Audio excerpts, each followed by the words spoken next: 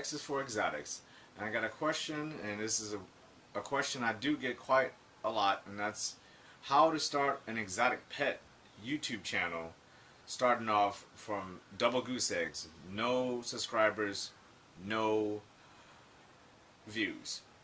Well, the best way I can describe it, because we all had to start from somewhere, and I'm going to focus on exotic animal keeping on this video.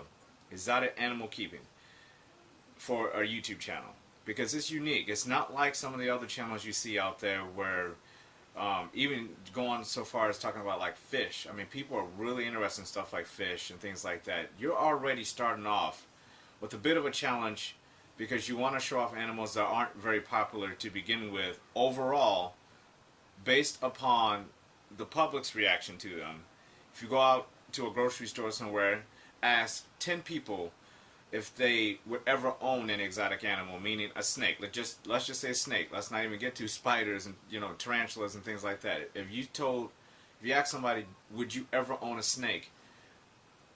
And you ask 10 people that, if you got maybe 2 people, you'd be lucky, and that's depending on where you go. If you go to a place that's like if you go to a city, you're much more likely to maybe encounter a few more people.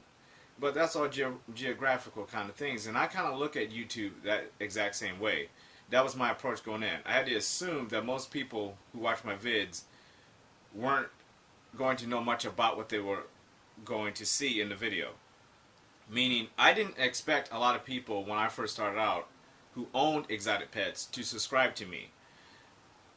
Now, what happened was when I first started out, so I'm going to kind of talk about how I started out, and then I'm going to give you some tips on how you can grow your channel and your level of expectation with your channel, because they're always going to be kind of a little bit of a ceiling.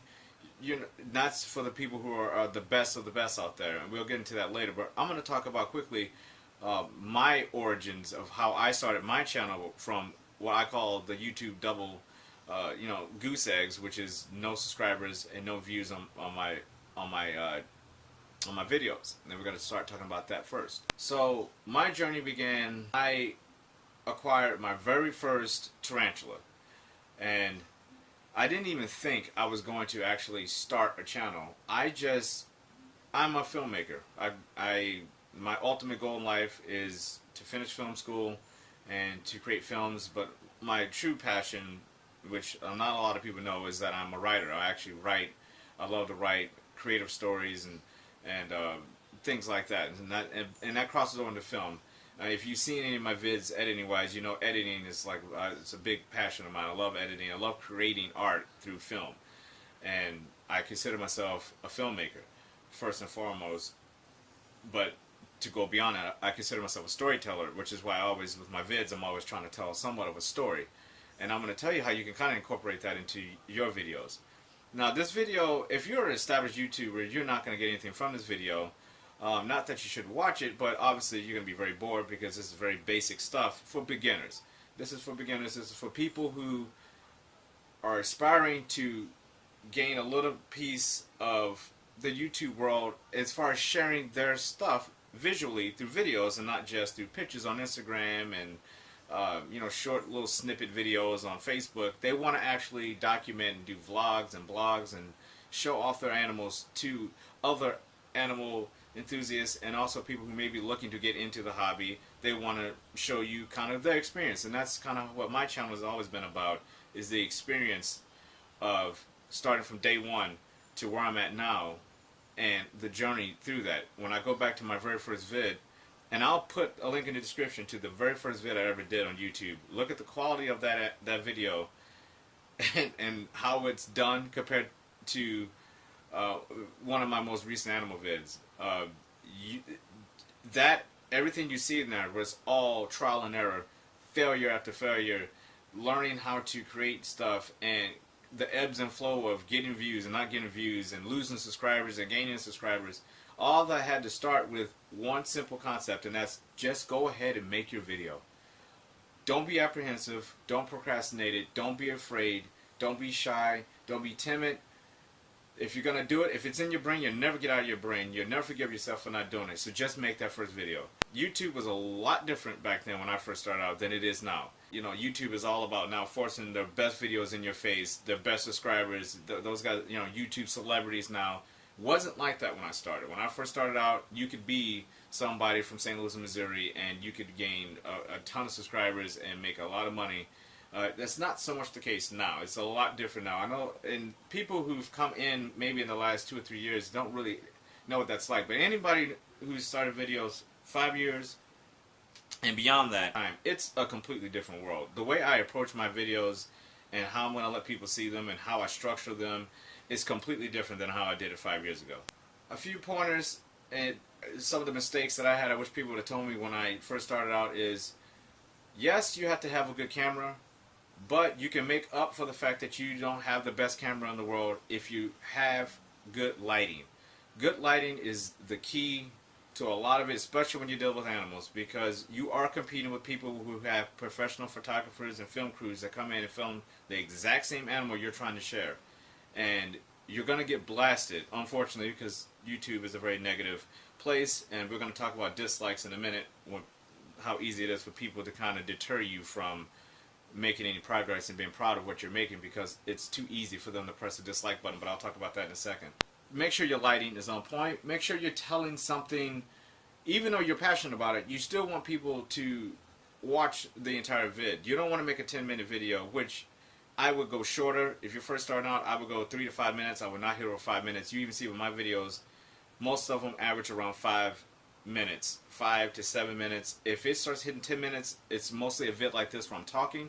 But when it comes to showing animals, unless you're going to be doing a lot of different things in it, like the last video I just did with my Nandrocerapensis rehouse, I didn't just show the animal. I showed how I clean out my tubs. I showed why I clean out my tubs. I showed what I use to clean out my tubs. I showed how I make up the enclosure. I showed the animal. I showed the animal feeding. There's a lot of different things that went into that video. You want to film your animals as if a car in a showcase and somebody walks into a car dealership and they look at the car and the car is spinning on the in the middle of the showroom. The lights are shining bright on it. You can walk up to it. Sometimes they have them on a tilt where you can look underneath the car. You can walk around the car. You can look on top of the car. You want to be doing all that with your animal. And that's just how I do it with my animals. And it's tedious. It takes some editing. You can't get that in one shot most of the time. But that's my approach to it. And that's how you stand out. And you want to stand out. You don't want to be one of these people where you're not talking on your videos. You're just kind of showing the animals, bad lighting, and then the video ends. Even though it's your video, you want people to feel like they can talk to you in the comment section, because that's and recommend you to other people, because that's what it's all about. And when I started out, I watched the hell out of everybody else's videos that were I would hope would be my contemporaries at one point, and now they are. I talked to them. You got to make comments in their comment section. You got to put yourself out there. You got to praise other people, and you got to stay humble. You can't want it so bad where you turn it into something ungenuine and unpleasant to look at. You kind of just need to make the video and let the video work and not worry about how many views it's going to get and how many subscribers you're going to get off of it. If you do that, you're going to get discouraged very quickly, and it's going to be over before you know it. You have to be so patient, because this takes a long time. And I'm not even up to 2,000 subscribers yet, and I've been here for 7 years, and my content's, I would say, is pretty good. But you're going to go through these waves of 6 months where your views are just down. You don't know the reasons why. Check out your analytics, get to know YouTube. I do know when my views drop or something, I can kind of be like, okay, well, this is a trend for this and that. And you make tweaks and you just kind of make adjustments, but that's really all you can do. You can share your vid on Facebook. If it's a really cool vid I think I want to share, I'll share it on Facebook. I'll share it on Instagram. You know, you put the links out there. But for the most part, I kind of just stick to YouTube for it, and I just hope that, you know, people who want to see the video will watch it. And that's all you can really do. And even if somebody doesn't like your video, hopefully they'll tell you in the comment section why they didn't like your video and give you some positive feedback. That's how it helped me. People would tell me, hey man, your music sucks, or you know, your editing sucks, your camera sucks.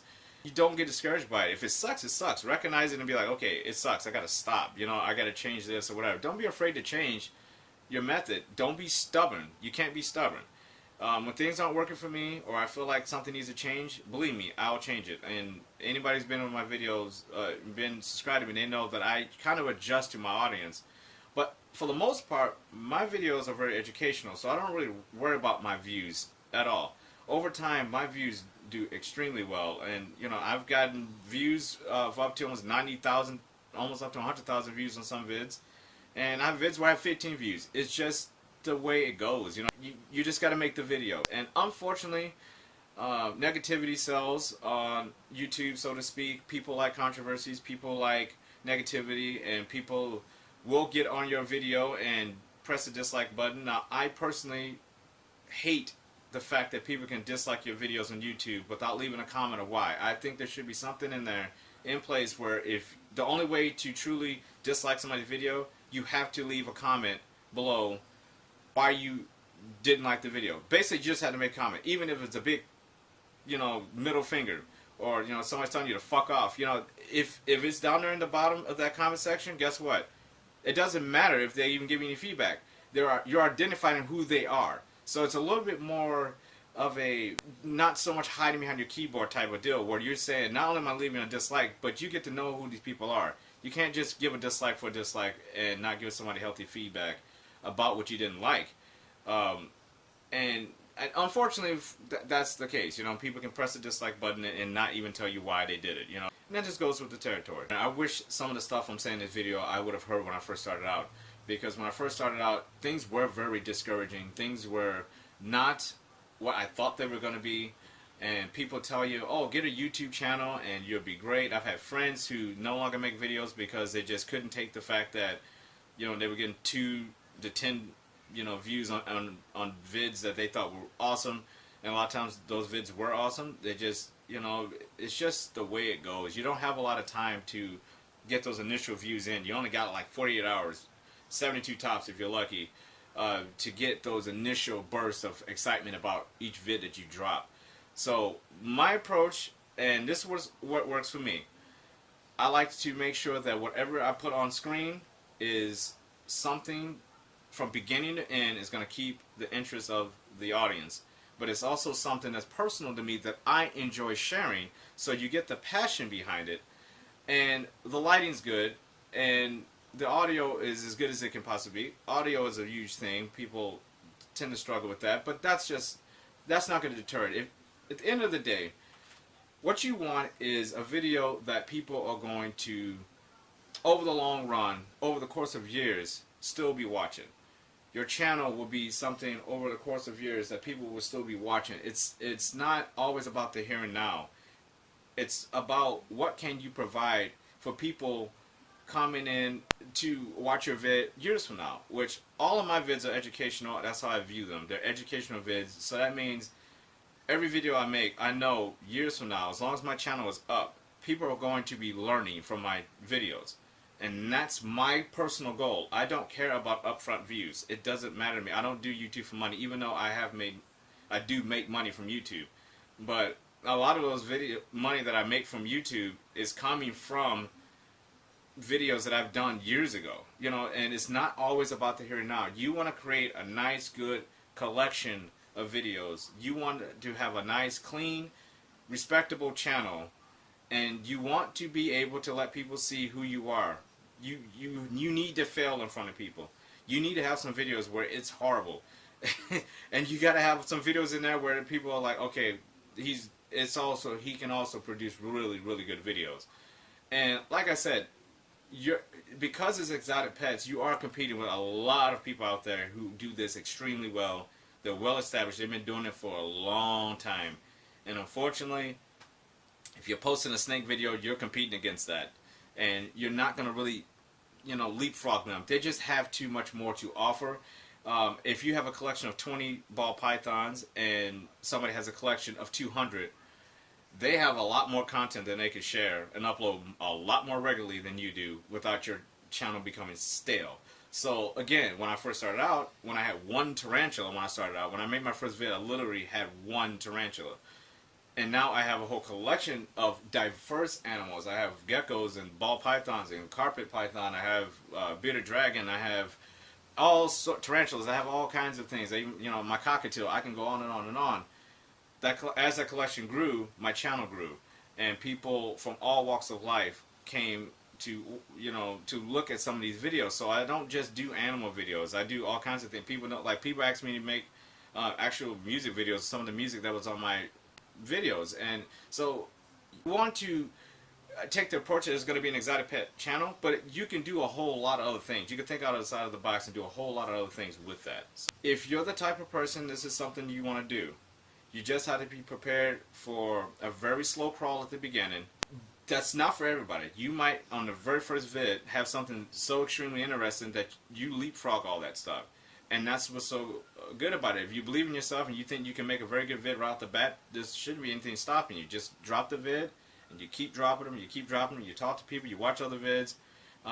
Unfortunately for me, if I had more time for my channel, I have a full-time job, full-time student, father, husband, I got a big family. So my time to focus just on videos is very small compared to everything else priority-wise throughout the week. So especially if you're young and you have the time, you pump them out. You pump out those videos. Keep them coming. Don't stop. I upload twice a week. I try to upload at least 4 videos a week, but that's if I'm lucky, But so it's not easy, But especially when life hits you in the face. But don't be discouraged. You do what you have to do, and you just do it the best you can. And those subscribers will come, those views will come. But I would focus on just that. Focus on making really good videos. Focus on communicating with other people that are going to be your contemporaries as exotic pet YouTubers, and you'll see how you fit in and how you'll get sprinkled onto everybody else's vids, and they're all out to help you. A lot of people will, they watch your vids. It's a very good community, the exotic pet YouTubers. So hope this helps you, and if you have any questions, leave a comment below. If you're new to my channel, if you're a beginner, subscribe, hit the notification button, that way you don't miss an episode. And I'll see you on the next one. Be you and be genuine. See you on the next episode. Be safe.